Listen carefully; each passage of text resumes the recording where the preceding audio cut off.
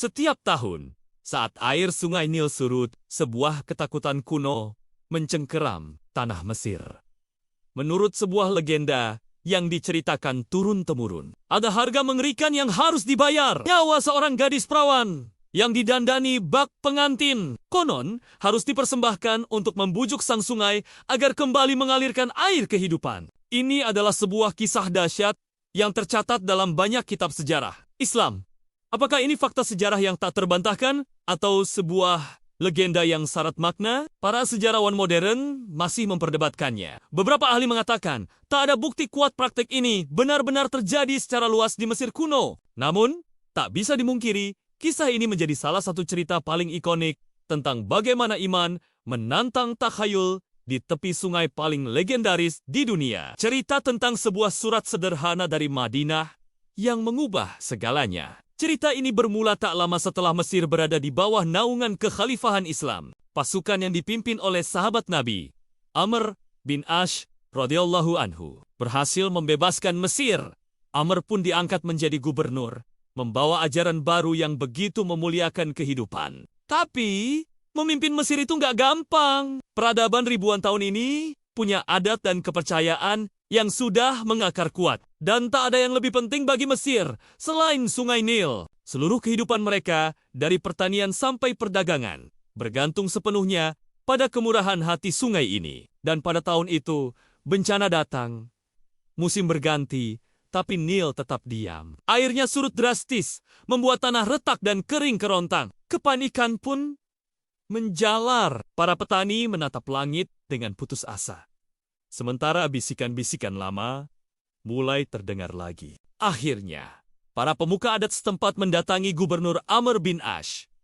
Wajah mereka tegang, penuh cemas. Mereka berkata, "Wahai Amir, sungai Nil, kami punya sebuah tradisi. Ia takkan mengalir deras kecuali kami menunaikannya." Amr bin Ash mengerutkan kening. "Tradisi apa maksud kalian?" Dengan suara bergetar. Mereka menjelaskan sebuah ritual yang membuatnya terkejut. "Setiap tahun pada tanggal ini, kami mencari seorang gadis perawan. Kami meminta kerelaan orang tuanya dengan imbalan harta. Gadis itu lalu kami dandani dengan pakaian dan perhiasan terindah, seperti pengantin. Lalu, kami melemparkannya ke sungai Nil, sebagai persembahan, sebagai arus Al-Nil, sang pengantin sungai Nil. Hanya dengan cara itu, sungai ini akan memberi kami air." Amr bin As terdiam, ngeri sekaligus marah. Praktik biadab seperti ini jelas-jelas bertentangan dengan ajaran Islam yang ia bawa. Mengorbankan nyawa manusia demi takhayul adalah sebuah kezaliman. Dengan tegas ia berkata, "Sesungguhnya, tradisi ini tidak akan pernah terjadi dalam Islam. Agama kami datang untuk menghancurkan praktik semacam ini, bukan melestarikannya." Para pemuka adat pulang dengan tangan hampa. Tapi masalah justru membesar. Hari demi hari, Nil semakin kering. Rakyat mulai menyalahkan kebijakan gubernur baru mereka. Menganggap penolakannya telah membuat dewa sungai murka. Amr bin Ash pun berada di posisi yang sangat sulit. Terjepit di antara prinsip agamanya dan ancaman kelaparan yang nyata. Sadar bahwa situasi ini butuh petunjuk dari pemimpin tertinggi, Amr bin Ash melakukan hal paling logis. Ia menulis surat. Sebuah laporan mendesak dikirim melintasi gurun, menempuh ratusan mil ke Madinah. Surat itu ditujukan kepada sang khalifah, Umar bin Khattab radhiyallahu anhu, yang terkenal tegas, adil dan imannya begitu kokoh. Dalam suratnya, Amr menjelaskan kekeringan parah yang melanda Mesir. Ia menceritakan tentang tradisi pengantin sungai Nil dan penegasannya, bahwa Islam melarang hal tersebut. Ia pun meminta solusi dari sang khalifah di Madinah. Umar bin Khattab membaca surat itu dengan saksama. Ini bukan sekadar masalah kekeringan. Ini adalah ujian akidah di tanah yang baru. Pertarungan antara wahyu dan mitos. Bagi Umar, tak ada kompromi jika sudah menyangkut tauhid, keyakinan pada keesaan Allah. Jawaban Khalifah Umar bukanlah pasukan atau harta. Jawabannya jauh lebih fundamental. Beliau mengambil selembar kertas dan menulis surat balasan yang sangat singkat. Anehnya, surat itu tidak ditujukan kepada Amr bin Ash. Umar memanggil utusan itu kembali, menyerahkan balasannya, dan berkata, "Segera kembali ke Mesir. Berikan surat ini kepada Amr, dan katakan padanya untuk melemparkan surat ini ke dalam sungai Nil." Perintah yang terdengar aneh, bukan? Melemparkan secari kertas ke sungai kering untuk membuatnya mengalir? Bagi orang biasa, ini mungkin terdengar gila. Tapi sang utusan yang memahami kedalaman iman Umar menerima perintah itu tanpa ragu dan segera kembali ke Mesir. Penantian di Mesir terasa begitu menyiksa. Harapan rakyat semakin menipis seiring surutnya air. Amr bin Ash terus berusaha menenangkan mereka, mengajak untuk berdoa kepada Tuhan yang sebenarnya, Allah Subhanahu wa Ta'ala. Akhirnya, utusan dari Madinah tiba membawa surat balasan dari Khalifah Umar.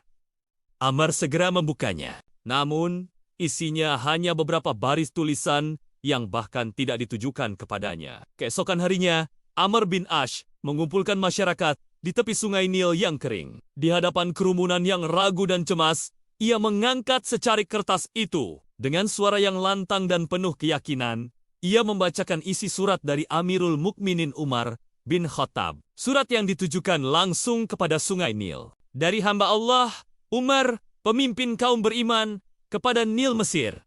Kerumunan itu terhenyak. Sebuah surat untuk sungai. Mereka pasti menganggap ini ide yang absurd. Umar melanjutkan. Suaranya menggema di lembah yang sunyi. Amma ba'du. Jika engkau selama ini mengalir karena kehendakmu sendiri, maka janganlah engkau mengalir. Kami tidak membutuhkanmu. Akan tetapi, jika engkau mengalir atas perintah Allah, Tuhan yang Maha Esa lagi Maha Perkasa, maka kami memohon kepadanya untuk membuatmu kembali mengalir. Hening. Kalimat itu begitu sederhana, namun kekuatannya luar biasa. Ini adalah deklarasi tauhid yang paling murni. Sebuah penegasan bahwa tak ada kekuatan apapun di alam semesta yang bergerak kecuali atas izin Sang Pencipta. Sesuai perintah, Amr berjalan ke dasar sungai yang retak dan melemparkan surat itu. Secari kertas kecil itu melayang sejenak sebelum jatuh ke tanah. Tak ada yang langsung terjadi. Orang-orang saling berpandangan, bingung, dan akhirnya bubar dengan perasaan campur aduk. Malam itu, Mesir tertidur dalam keheningan yang penuh tanya. Menurut catatan para sejarawan Islam, seperti Ibnu Katsir dalam kitabnya yang masyhur, Al-Bidayah wa Nihayah. Keesokan paginya, terjadilah sesuatu yang akan menjadi legenda. Orang-orang terbangun oleh suara gemuruh yang sudah lama mereka rindukan. Suara air! Mereka berhamburan ke tepi sungai, dan mata mereka terbelalak tak percaya. Sungai Nil, yang kemarin kering kerontang, kini telah terisi penuh oleh air yang bergelombang deras. Dalam riwayat tersebut, disebutkan bahwa dalam satu malam, permukaan air Nil naik hingga 16 hasta atau sekitar 8 meter ketinggian yang melimpah ruah, menjanjikan panen subur bagi seluruh negeri. Rakyat Mesir berdiri terpaku. Tak ada tumbal, tak ada darah perawan, tak ada ritual kuno. Yang ada hanyalah secari kertas berisi kalimat tauhid dari seorang pemimpin di Madinah dan jawaban langsung dari penguasa alam semesta. Dalam narasi yang agung ini, sebuah tradisi jahiliyah yang kelam akhirnya dipatahkan. Rakyat Mesir tak hanya menyaksikan kekuatan Islam, tapi juga kebenaran akidahnya. Sejak hari itu, menurut kisah yang diceritakan turun-temurun, Sungai Nil tak pernah lagi meminta tumbal manusia. Kisah surat Umar kepada Sungai Nil ini lebih dari sekadar cerita, karomah. Ini adalah pelajaran abadi tentang inti ajaran Islam.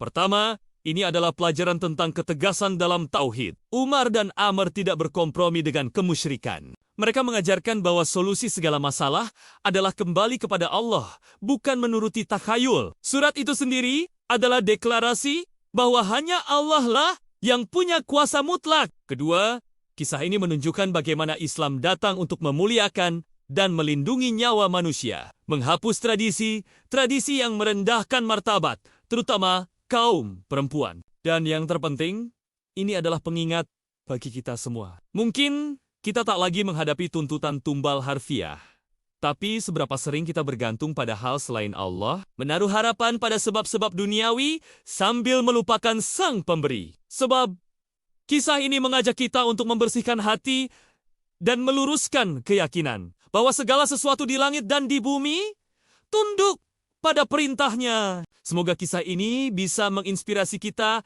untuk memperkuat iman hanya kepada Allah. Apa pelajaran terbesar yang kamu dapatkan dari cerita ini?